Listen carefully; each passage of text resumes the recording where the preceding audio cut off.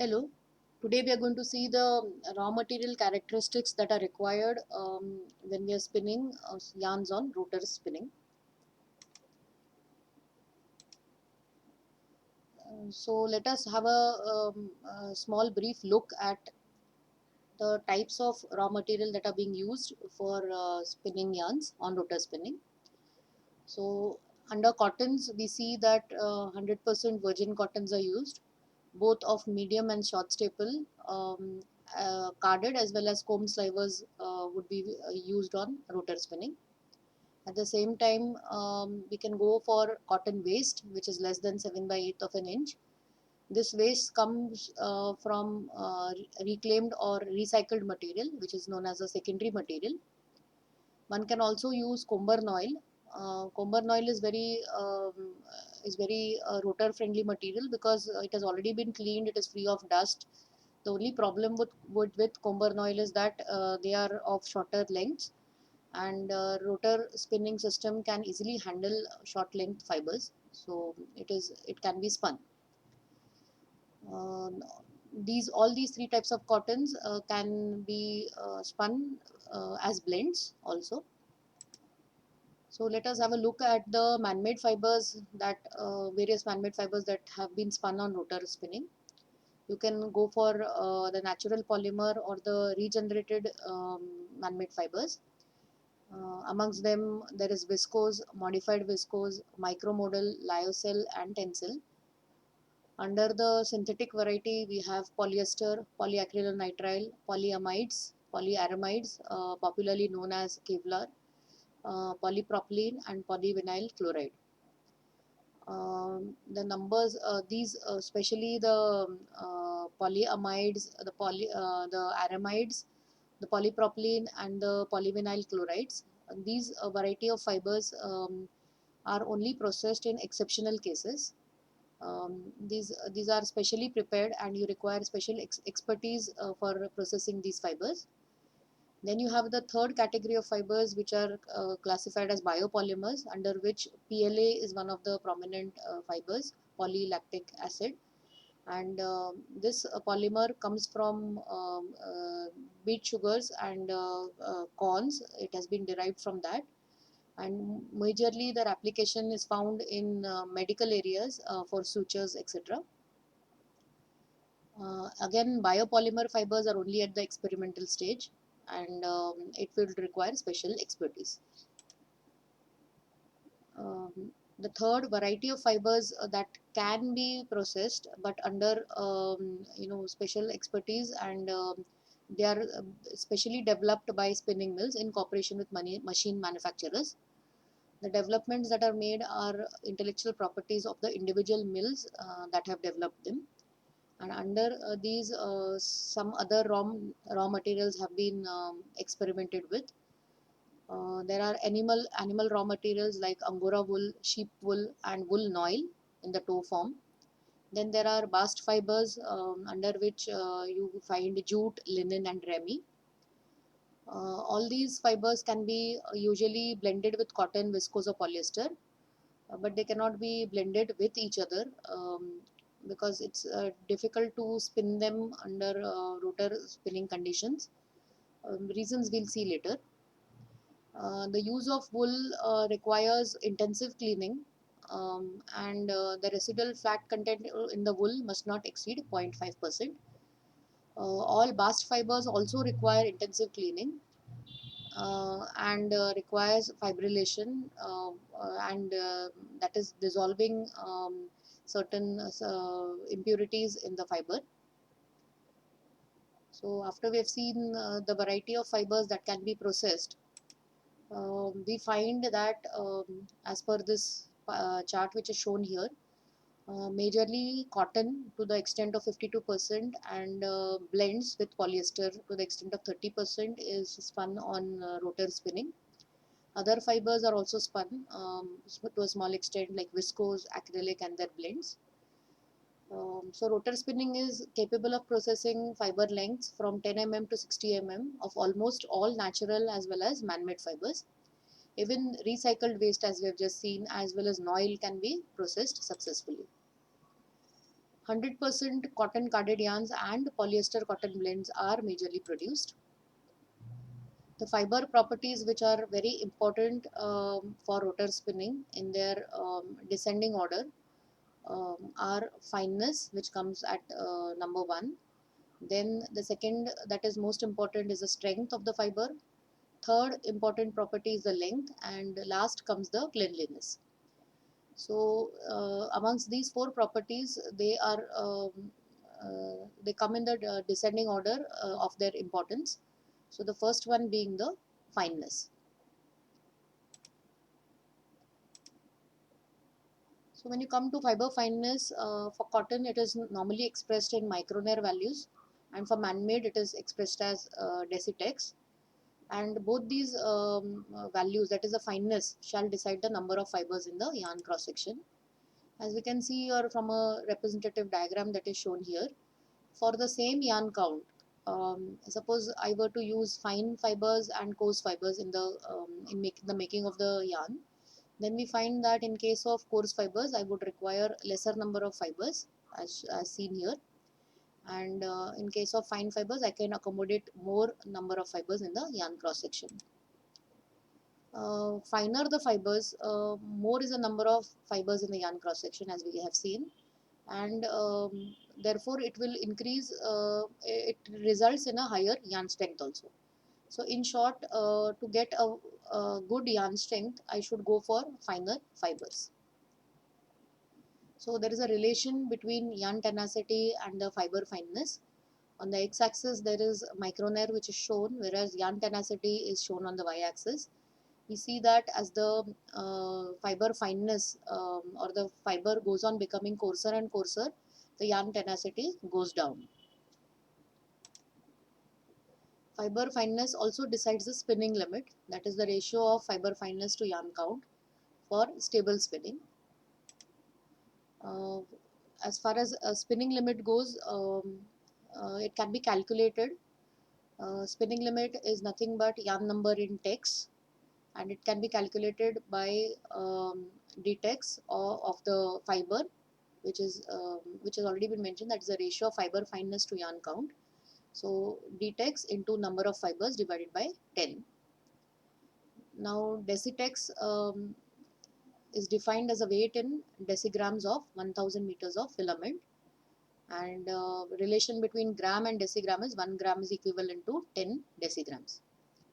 So the same formula I can write it down for cotton.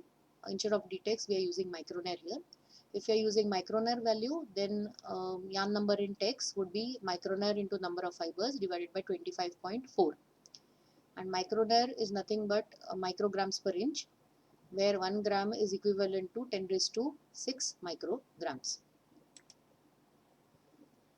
Fine yarns can be produced on rotor spinning only if fine fibers are used. So if I want to produce finer yarns, then I will have to search for finer fibers. In case of rotor spinning, the basic problem is that the fibers are not parallelized as it would be in a ring spun yarn.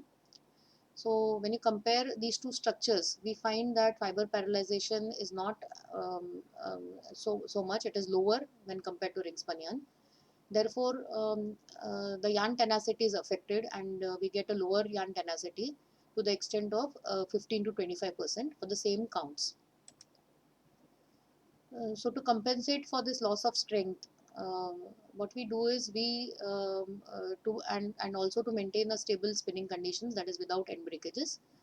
What we need to do is the yarn must be spun with higher number of fibers in the yarn cross section, which is minimum 90 to 120 fibers, and also we should see to it that we use finer fibers. So there are two most important points that we have seen in this particular slide here, that for rotor spinning, to have a yarn with adequate strength, we should see to it that the finer the fibers, the better, and in that way we can accommodate a higher number of fibers in the yarn cross section. So the fiber fineness becomes an extremely important fiber property when we are considering rotor spinning. So how to calculate the mean fiber fineness in case of a blend? Suppose we are going to produce a blend on rotor spinning. So how do we calculate the mean fiber fineness? Here is one example for calculating that.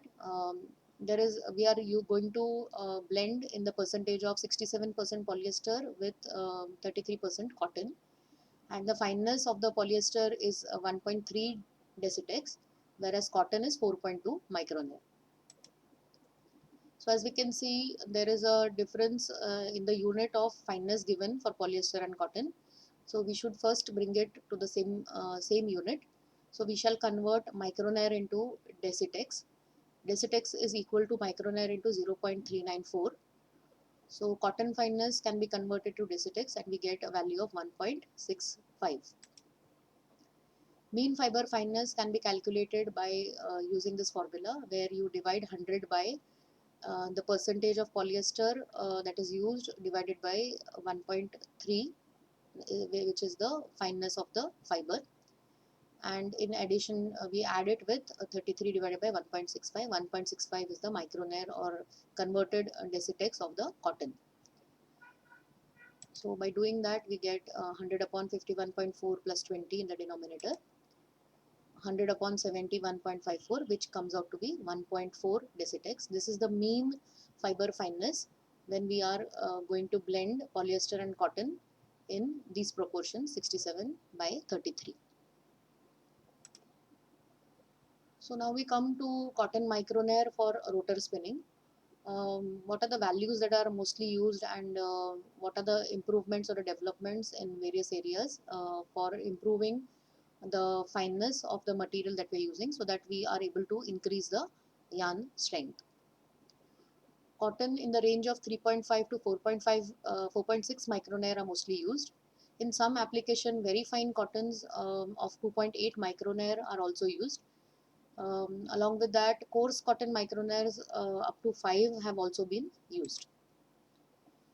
Although while selecting the cotton fibers less than 3 micronair, we must always be careful, because whenever the fiber goes below 3 micronair, the fiber might be immature.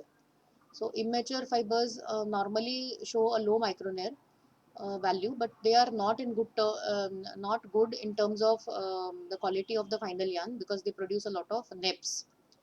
So we must be very careful whenever the micronair value goes below 3. We must ensure that the fibers are also well matured. So by careful selection of fine and well matured fibers, carded cotton yarns of 60s NE can be produced on rotor spinning. That means the moment we go for a finer fiber, I can go for a finer spun yarn. That is, I can go up to 60s NE. Similarly, when you look at man-made fibers, recognizing the importance of the fiber fineness, the man-made fiber manufacturers provided microfibers which were less than 1 denier. 1 denier is approximately 1.11 detex. And using these microfibers, one could go up to 60s NE for man-made yarns also. Fine cotton and man-made fibers can be used to produce coarse count. Now, can we produce coarse counts or coarse yarns from fine fibers? Yes, definitely. And it will give us an advantage in terms of improving the yarn characteristics. That is because more number of fibers can now be accommodated by the use of finer fibers in the cross section. And that's why we see an improvement in the yarn characteristics as compared to a similar yarn which would be spun by using a coarse fiber. By using fine fibers, the twist levels can be substantially reduced, and this is one of the main reasons why the yarn characteristics show an improvement. Because the moment I use finer fibers in the for making the yarns, twist levels can be substantially reduced, and which leads to an improvement in the hand of the fabric. Therefore, the availability of fine wools or bast fibers will decide the count of the yarn spun. So, as we said earlier, we rarely see use of wool and bast fibers for rotor spun yarns. That is because of the availability. If fine wools are available and if bast fibers would have been finer in nature, we could have spun very good yarns on rotor spinning using these fibers. But availability is a big question mark, and that is why whatever fibers are available, coarse fibers are available with us, the yarn counts that can be spun are in the range of 12 to 24s any. So after understanding the importance of fiber fineness, we come to the second property, most important property that is considered while spinning yarns on rotor spinning, and that is fiber strength or tenacity. Fiber strength and elongation are the second most important properties to be considered for spinning yarns on rotor spinning system. Along with the minimum number of fibers in the yarn cross section, adequate fiber strength is also important for stable spinning conditions. So let us have a look at the various fiber options that we have for spinning on rotor spinning. The first one is the cotton, then you have the viscose variety, modal and lyocell. You also have synthetic variety, that is polyester, polyacrylic and polyamides. So looking at the tenacity of these fibers, cotton is in the range of 15 to 40, viscose in the range of 23 to 30, and when you come to polyester, it is in the range of 50 to 71. So when you look at all these fibers, polyester would be an ideal choice to blend with cotton if you are making a polyester cotton blend to get a good tenacity in the yarn. So fiber tenacity is also important from the point of view of stable running of yarn, and it becomes important when the yarn will go for weaving, preparatory weaving or knitting stages for fabric manufacture, and it also leads to improved properties in the use. So we can see over here from the graph that relation between fiber tenacity and yarn tenacity. The fiber tenacity is shown on the x-axis, and as the fiber tenacity goes on increasing, we can see that the yarn tenacity, which is on the y-axis, also goes on increasing. So today we have seen two major fiber characteristics which are important from the point of view of spinning yarns on rotor spinning. The first one is the fiber fineness, and the second one is the fiber tenacity or strength. In the next lecture, we will see the remaining two most important fiber characteristics, that is the fiber length and the cleanliness of the fiber that we are going to use on rotor spinning. And this is all for today. Thank you.